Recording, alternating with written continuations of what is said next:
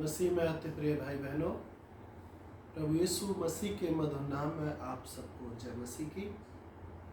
परमेश्वर का धन्यवाद हो आज के सुंदर दिन के लिए। एक बार फिर प्रभु ने हमको ये मौका दिया कि हम थोड़े से समय के लिए एक दूसरे से रूबरू हो।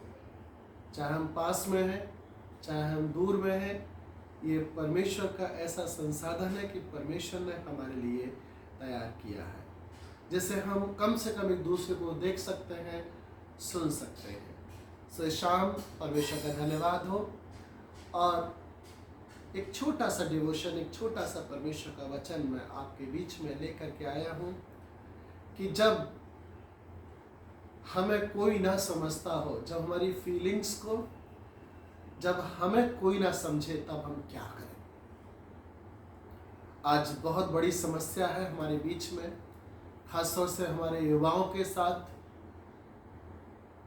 ये समस्या न सिर्फ युवाओं के साथ बल्कि हम सबके साथ है, चाहे वो स्त्री हो, चाहे पुरुष हो, चाहे बेटी हो, चाहे बेटा हो।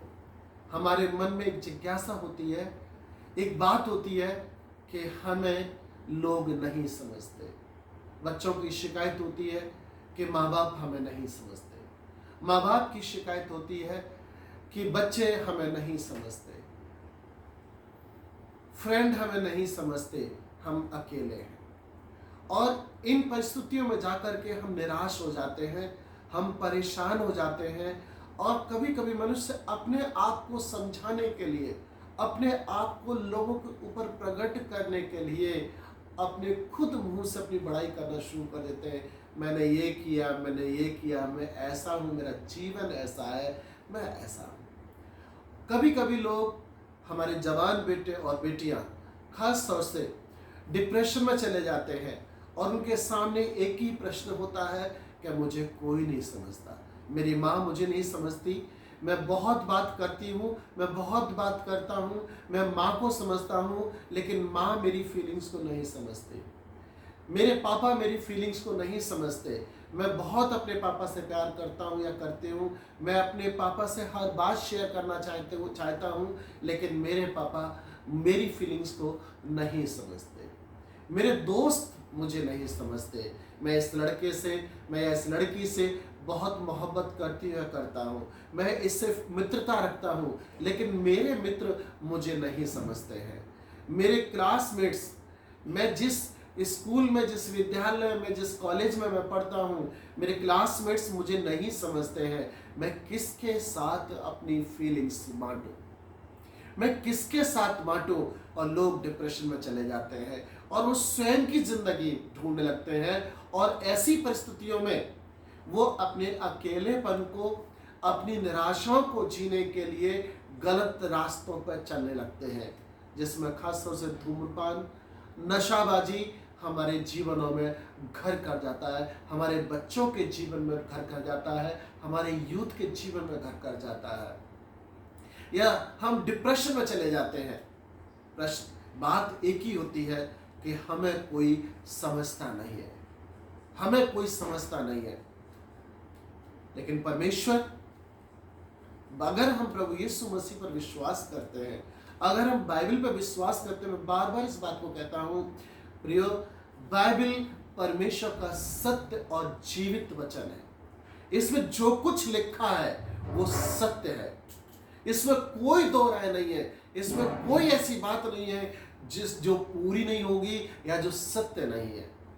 एक मसीह होने के नाते, एक प्रभु यीशु मसीह पर मैं और आप विश्वास करने के नाते मैं आपसे कहता हूं कि बाइबल में जो कुछ लिखा है वो सत्य है। और निराश व्यक्तियों के लिए, ऐसे व्यक्तियों के लिए जो निराशा में है, जिनके जीवन निराशा में है, जो जवान निराशा में है, जो बेटे बेटियां निराशा में है, जो पत्नी निराशा में है।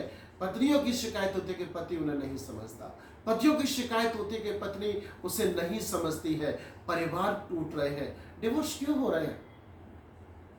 हमारी समाज में हम मसीहों के बीच में डिवोर्स हो रहे हैं। प्रॉब्लम, समस्या ये है कि पति पत्नी को नहीं समझ रहा, पत्नी पति को नहीं समझ रही। विवाह के बाद भी दूसरों के साथ पति पत्नी के रिलेशनशिप, क्यों? क्योंकि हम एक दूसरे को समझ नहीं रहे हैं। अकेलापन हमको खाए जा रहा है। परमेश्वर का वचन ऐसे समय में हमसे बातें करता है। आपको मालूम है, परमेश्वर शुरू से चिंता करने वाला परमेश्वर है, आरंभ से चिंता करने वाला परमेश्वर है। बाइबल में जब हम उत्पत्ति में देखते हैं, जब सृष्टि की रचना जब परमेश्वर ने की, तो हर जगह कहा अच्छा है, अच्छा है, अच्छा है। एक जगह परमेश्वर ने कहा ये अच्छा नहीं है। मालूम किस जगह? आदम का अकेला रहना अच्छा नहीं है, उसे कोई समझने वाला चाहिए, उससे कोई ऐसा व्यक्ति चाहिए जो उससे मेल खाए, जो उसकी फीलिंग्स को समझे, जो उसकी भावनाओं को समझे, जो उसके जैसा हो। तब परमेश्वर ने की योजना बनाई कि मैं उसको उसके जैसा ही सहायक बनाऊंगा। प्रियो, इसलिए मैं कहता हूं विवाह, मैं कभी प्रचार जरूर करूंगा विवाह के ऊपर, पति पत्नी के रिश्ते पर जरूर प्रचार करूंगा। विवाह में परमेश्वर ने पति पत्नी को जोड़ा और कहा मैं तेरे लिए सहायक बनाऊंगा। और जब सहायक को बना करके लेकर के आया परमेश्वर, हवा को बना करके लेके आया, आदम ने उसका नाम रख दिया नर से निकाली गई नारी। ये मुझमें से निकली है, मेरे मांस में का मांस, मेरी हड्डी में की हड्डी, ये मेरी फीलिंग्स को, मेरे अनुभव को समझेगी।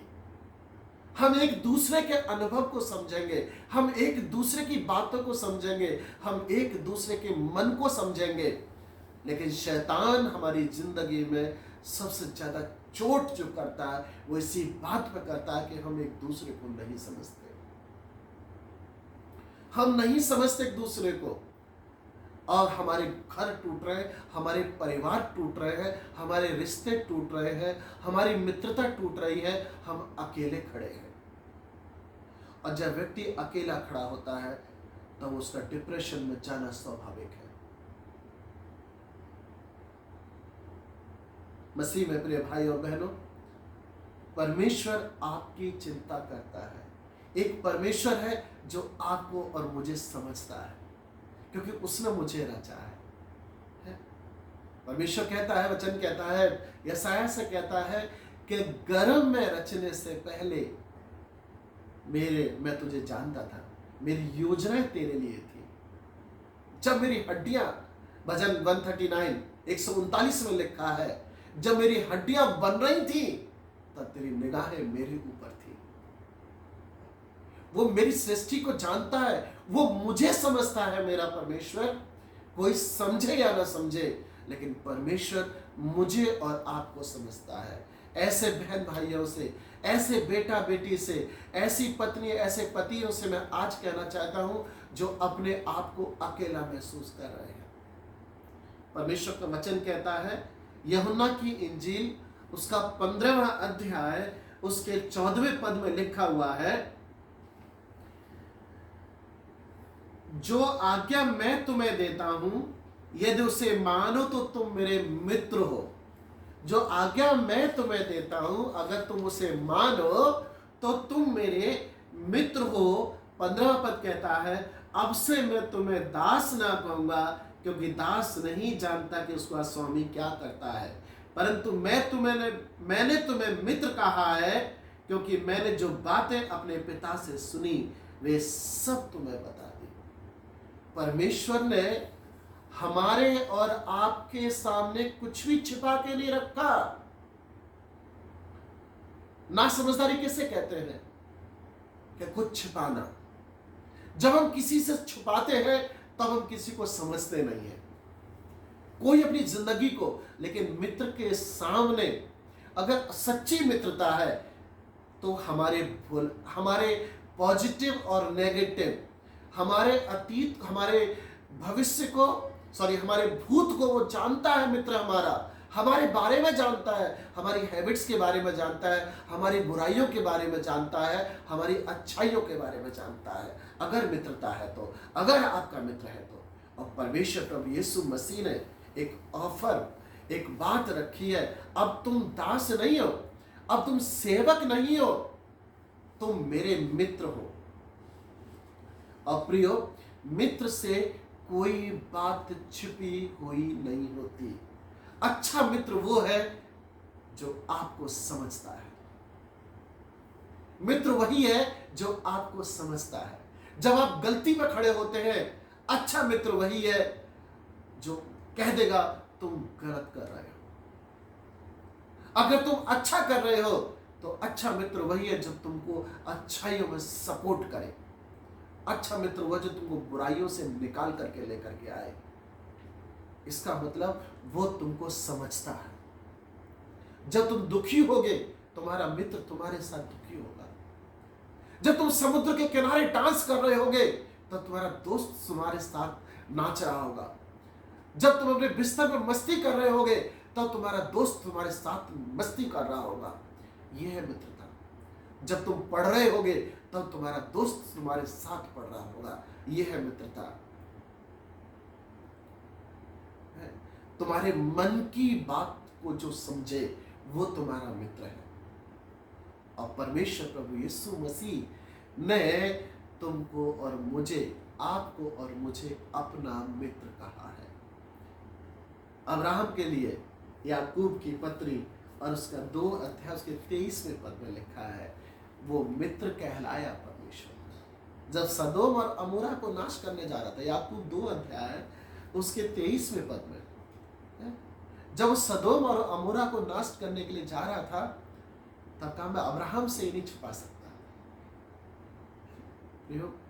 मित्रता की सबसे बड़ी पहचान है कि जो तुम्हारे मन में है, तुम अपने मित्र से ना छुपाओ। तुम्हारा हृदय तुम्हारे मित्र के सामने खुला हो। मैं आपको बताना चाहता हूं, परमेश्वर के वचन के द्वारा मैं आपके सामने रखना चाहता हूं, अगर आप निराश हैं, आप ये सोच रहे हैं कि मुझे कोई नहीं समझता, परमेश्वर आपको समझता है।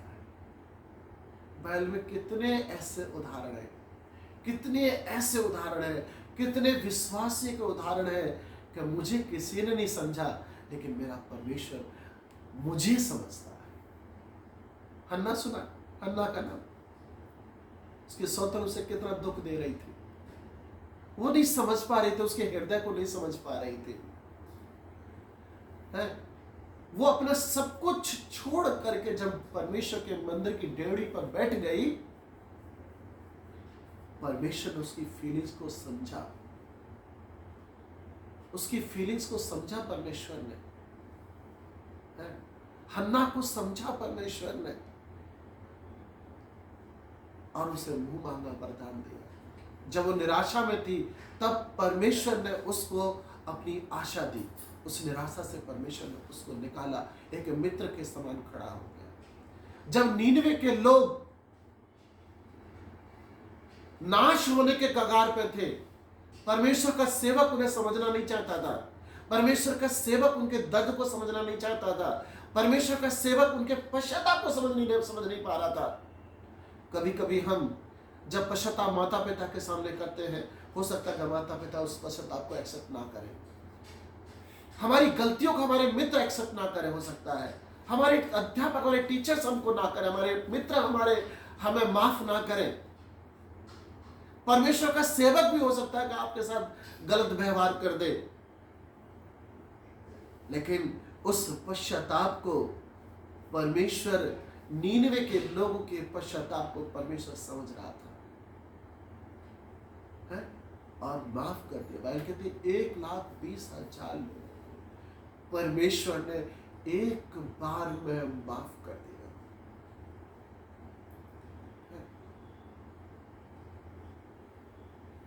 लहू बहने वाली स्त्री, 12 वर्ष से लहू बह रहा है, अशुद्ध है, लोग उसको नहीं समझ पा रहे हैं, लोग नहीं समझ पा रहे हैं। वो इस डर से कि शायद मुझे प्रभु यीशु मसीह भी ना समझे, वो चुपके से गई, लेकिन उसके अंदर एक विश्वास था कि मैं अगर दामन प्रभु का छू लूंगी, मैं चंगी हो जाऊंगी। जाके छू लिया उसने दामन। प्रभु की जब सामने आई, तो मालूम उसकी फीलिंग्स को कितना समझा। यूहन्ना की इंजील में 2 उदाहरण एक के बाद लिखे हैं, एक याया की बेटी की चंगाई और एक 12 वर्ष से लहू बहने वाली स्त्री की चंगाई। एक जवान लड़की जब प्रभु ने चंगा किया तो उससे कहा, हे लड़की उठ जा। लेकिन जब 12 वर्ष से लहू बहने वाली स्त्री को प्रभु ने चंगाई दी, तो क्या कहता है, हे बेटी जा, तेरे विश्वास ने तुझको चंगा कर लिया। जब सारे लोगों ने उससे रिश्ता तोड़ लिया, जब सारी समाज ने उसे अशुद्ध ठहरा दिया, उसके घर के लोगों ने उसको अशुद्ध ठहरा दिया, मेरा परमेश्वर सचमुच मुझे समझता है। वो मुझे समझता है, मैं बोलूं या ना बोलूं, मैं बोलूं या ना बोलूं, मुझे समझता है वो। और उसने अपना संबंध उस स्त्री के साथ स्थापित किया और कहता है, जा बेटी, तेरे विश्वास ने तुझको चंगा कर दिया। परमेश्वर मुझे और आपको समझता है। परमेश्वर जानता है मुझे क्या चाहिए। परमेश्वर जानता है मैं कहाँ गलत हूं, मैं कहाँ सही हूं। और परमेश्वर मेरी अच्छाइयों में मुझे सपोर्ट करना चाहता है। आपके पास अगर कोई ऐसा मित्र नहीं है जो आपको समझे, तो आप अपने जीवन में यीशु मसीह को अपना मित्र बना लीजिए। वो आपको समझते हैं, वो आपको समझेगा। आपके जीवन में कोई ऐसा नहीं है जिससे आप अपने मन की बात कह सकते हैं। आप प्रभु यीशु मसीह से बोल दीजिए, वो आपकी बातों को बड़े धीरज से सुनेगा और आपको प्रत्युत्तर देगा। आपकी जिंदगी में कोई ऐसा काम है जिसे आप अकेले नहीं कर पा रहे हैं, आप ऐसा साथी ढूंढ रहे हैं कि जिसके सहारे से आप वो काम कर सकते हैं, ऐसा कोई मित्र ढूंढ रहे हैं, तो अपनी जिंदगी में यीशु मसीह को मित्र बना लीजिए। जवान बच्चों, मेरा आपसे खास तौर से कहना है, अपनी जिंदगी में यीशु मसीह को मित्र बना लीजिए। उससे अच्छा मित्र मेरे और आपके लिए कोई नहीं हो सकता, कोई नहीं हो सकता है। वो मेरे साथ, बहन कहती है, कोई खुश हो, कोई आनंद कर रहा है तो उसके साथ आनंद मनाओ, कोई दुखी है तो उसके साथ शोकित हो। मेरा प्रभु मेरे साथ आनंद मनाने को तैयार है, मेरा मित्र मेरे साथ आनंद मनाने को तैयार है। जब आप डांस करेंगे आप देखेंगे कि मेरा यीशु मसीह प्रसन्न हो रहा है। जब आप रोएंगे तब आपको लगेगा कि मेरा मित्र यीशु मसीह मेरे साथ दुखी है। हर पल परछाई की तरह वो आपके साथ रहेगा, आपकी फीलिंग्स को समझेगा, आपके अनुभवों को समझेगा, आपके मन की बात को समझेगा। आप कहिए तो सही, उसे आप एक कदम बढ़ा लीजिए, मैं आपका मित्र बनना चाहता हूं। हे यीशु, मैं आपका मित्र बनना चाहता हूं। उसने दरवाजे खोल दिए हैं। मैं अब तुमसे दास नहीं, मैं तुमसे मित्र कहता हूं। और मित्र सारे भेद की बातें जानता है। जब आप यीशु मसीह को अपना मित्र बना लेंगे तो आप यीशु मसीह को भी जान जाएंगे और यीशु मसीह आपको जानेगा।